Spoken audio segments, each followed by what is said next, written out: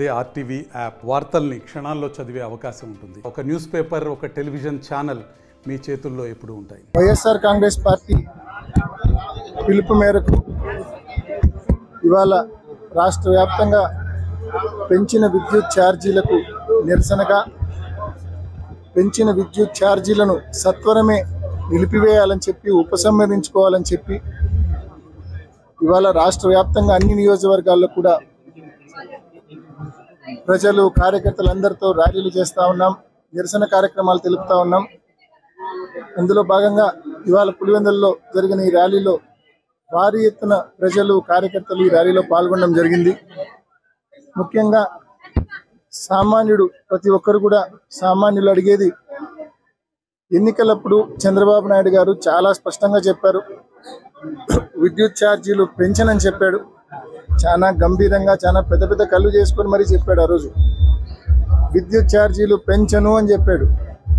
అదేవిధంగా ఉన్న విద్యుత్ ఛార్జీలు కూడా తగ్గిస్తా అని చెప్పాడు. మరి ఈరోజు తగ్గించడం దేవుడెరుగు. 7 మాసాల్లోనే 15,000 కోట్ల రూపాయల భారాన్ని సామాన్యుడి మీద మోపడం జరిగింది. నిజంగా ప్రతి ఒక్కరు కూడా ఆలోచించాలి. అప్పట్లో 14 నుంచి 19 వరకు తెలుగుదేశం ప్రభుత్వం ఉన్నింది. ఆ రోజు కూడా సామాన్యుడి మీద భారం తగ్గించాలంటే ఏం చేయాలా? డిస్కంలకు, ఎలక్ట్రిసిటీ డిస్కంలకు సబ్సిడీ ప్రభుత్వాలు ఇవ్వాలా. ఆ 5 ఏళ్లలో చంద్రబాబు ప్రభుత్వం 13,000 కోట్ల రూపాయలు సబ్సిడీ డిస్కమ్స్కి ఇచ్చింది. తర్వాత 2019లో జగన్మోహన్ రెడ్డి గారి ప్రభుత్వం వచ్చాక 5 సంవత్సరాల్లో 48,000 కోట్ల రూపాయల సబ్సిడీ మొత్తాన్ని డిస్కమ్స్కి ఇచ్చింది. అంత భారీగా దాదాపు చంద్రబాబు గారి పరిపాలనలో ఇచ్చిన 5 ఏళ్ల కంటే జగన్మోహన్ రెడ్డి గారి పరిపాలనలో 38,000 కోట్ల రూపాయల ఎక్సెస్ ఇవ్వడం జరిగింది. డిస్కమ్స్ ఎక్కువ ఇవ్వడం జరిగింది. ఎందుకు అంత భారీ ఎత్తున 48,000 కోట్ల రూపాయల సబ్సిడీ డిస్కమ్స్కి ఇచ్చారంటే డిస్కమ్స్ సామాన్యుడి మీద భారం వేయకూడదు అని చెప్పి, సామాన్యుడి మీద భారం పడకూడదు అని చెప్పి జగన్మోహన్ రెడ్డి గారు ఆనాడు 48,000 కోట్ల రూపాయలు డిస్కమ్స్కు సబ్సిడీ మొత్తాన్ని చెల్లించడం జరిగింది.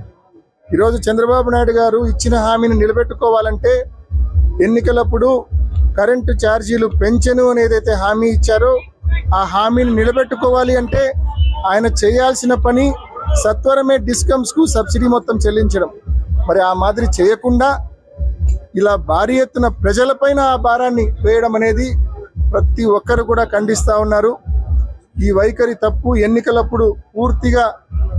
ఎన్నికలప్పుడు అధికారం కోసం ఈ మాదిరి ఇష్టం వచ్చినట్టు హామీలు ఇవ్వడం, ఎన్నికలప్పుడు ఓటర్ దేవుడు అనడం, ఎన్నికలు అయిపోయాక ఇచ్చిన హామీలన్నీ గాలి కొదిలేసి ఓటర్ దెయ్యము అని చెప్పి ఓటర్ని దెయ్యం మాదిరి చూస్తూ ఉన్నారు మీరు. అంటే కేవలం అధికారం కోసం ఈ తప్పుడు హామీలన్నీ కూడా. ఫీజు రీయింబర్స్మెంట్ నిన్న జగన్మోహన్ రెడ్డి గారి ప్రజా దర్బార్కు గ్రీవెన్సెస్కు కొన్ని వందల మంది యువత వచ్చారు.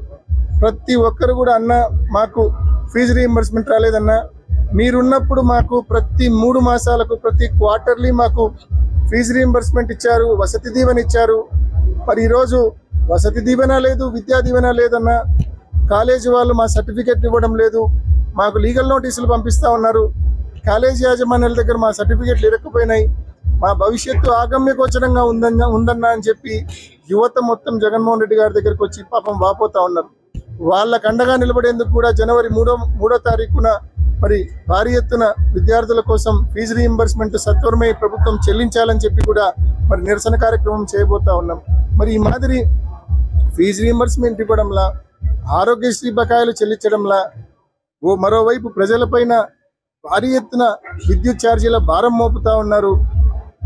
ఏ ఒక్క హామీని రైతులకు ఇవ్వాల్సిన 20,000 రైతు భరోసా ఇవ్వడంలా, మహిళలకు ఇస్తానని చెప్పిన 18,000 ఇవ్వడంలా, పిల్లలకు ఇస్తానని చెప్పిన అమ్మఒడి ఇవ్వడంలా, ఏ ఒక్క హామీ అమలు చేయకుండా ఫ్రీ బస్ ఇవ్వడంలా, ఏ ఒక్క హామీ అమలు చేయడంలా. మళ్ళా ఒక పక్క చూస్తే కేవలం 7 మాసాల్లో 1,00,000 కోట్ల రూపాయలు అప్పు తెచ్చింది ఈ కూటమి ప్రభుత్వం, చంద్రబాబు ప్రభుత్వం.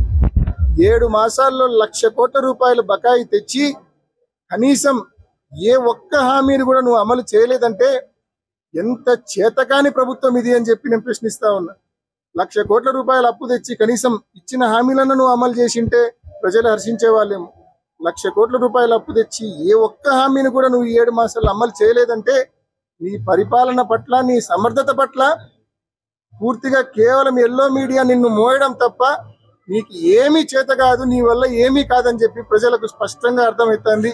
కేవలం ఎల్లో మీడియా నిన్ను మోయడం తప్ప, నువ్వు ఇంత మేధావి అంత మేధావి అని మోయడం తప్ప నీలో ఎటువంటి సమర్థత ఎటువంటి సత్తా లేదని చెప్పి ఇవాళ ఈ పెంచిన ఛార్జీలే చెప్తా ఉన్నాయి, నువ్వు అమలు చేయని హామీలే చెప్తా ఉన్నాయి. నీలో సమర్థత లేదు, సత్తా లేదు అని చెప్పి, నిజాయితీ అసలే లేదని చెప్పి, ఇచ్చిన మాట నిలబెట్టుకునే తత్వం అసలే లేదని చెప్పి, మరి ఇంత ఘోరంగా ఇంత అనతి కాలంలోనే, ఇంత తక్కువ కాలంలోనే ఇంత ఘోరంగా ఫెయిల్ అయిన ప్రభుత్వం భవిష్యత్తులో, గతంలో ఎప్పుడు చూడలే, భవిష్యత్తులో ఎప్పుడు చూడం కూడా. ఇంత తక్కువ కాలంలో ఇంత ఘోరంగా ఫెయిల్ అయిన ప్రభుత్వం, ఇంత అసమ్మతి కూడగట్టుకున్న ప్రభుత్వం. కాబట్టి సత్వరమే రైతుల తరపున, ప్రజల తరపున గట్టిగా డిమాండ్ చేస్తా ఉన్నాం. పెంచిన విద్యుత్ ఛార్జీలు సత్వరమే ఉపసంహరించుకోవాలా. అదేవిధంగా ఎస్సీ ఎస్టీ కాలనీస్లో 200 యూనిట్లు ఉచిత విద్యుత్ను ఎటువంటి ఆటంకం లేకుండా, హరాస్మెంట్ లేకుండా కొనసాగించాలా. అదేవిధంగా రైతులకు సంబంధించిన వ్యవసాయ సర్వీసులకు, అంటే మీటర్కి సంబంధించి అసలు మీటర్లు పెట్టనివ్వబోమని ఏ మాదిరి చంద్రబాబు నాయుడు గారు, ఆయన తనయుడు లోకేష్ గారు ఎన్ని సభల్లో మీటర్ల గురించి మాట్లాడినారో మీరంతా చూస్తూ ఉన్నారు. మరి ఇవాళ అధికారంలోకి వచ్చిన 7 మాసాల్లోనే వాళ్ళు మాట్లాడిన మాటలన్నీ మర్చిపోయినట్టు, అసలు వాళ్ళు ఏమీ మాట్లాడినట్టు ఇవాళ వాళ్ళే మళ్ళా మీటర్లు బిగించే కార్యక్రమం చేస్తూ ఉన్నారు. అంతేకాదు లాస్ట్ 5 ఏళ్ళు ఏమన్నారు, ఈ క్రాప్ విధానం తప్పు అని అన్నారు కదా. మీరే చూసింటారు, పులివెందులకు వచ్చినప్పుడు పులివెందుల మీటింగ్లో చంద్రబాబు నాయుడు గారు ఈ క్రాప్ విధానం తప్పు అన్నాడు. ఈ క్రాప్తో సంబంధం లేకుండా బీమా ఇస్తా అన్నాడు. ఇవాళ ఇన్సూరెన్స్ ప్రీమియం కట్టాలన్నా, బీమా ఒకవేళ నష్టం జరిగి బీమా మంజూరు కావాలన్నా ఈ క్రాప్ మ్యాండేటరీ అంటా ఉన్నారు. ఈ క్రాప్ తప్పదు, కంపల్సరీగా ఈ క్రాపింగ్ చేయించుకోవాలా అంటున్నారు. మరి ఏ ఒక్కటన్నా నిజం ఉందా వీళ్ళు మాట్లాడిన మాటల్లో? ప్రజలందరూ కూడా గమనిస్తా ఉన్నారు. సమయం ఉంది, ఖచ్చితంగా ప్రతి ఒక్కరు కూడా ఏకం కావాలా. ఈ చేతగాని ప్రభుత్వానికి గట్టిగా గుణపాఠం చెప్పాలా. మరిన్ని వీడియోస్ కోసం ఛానల్ ని సబ్స్క్రైబ్ చేయండి. లేటెస్ట్ అప్డేట్స్ కోసం వాట్సాప్ ఛానల్ ని ఫాలో అవ్వండి. ఆ లింక్ డిస్క్రిప్షన్ లో ఉంది.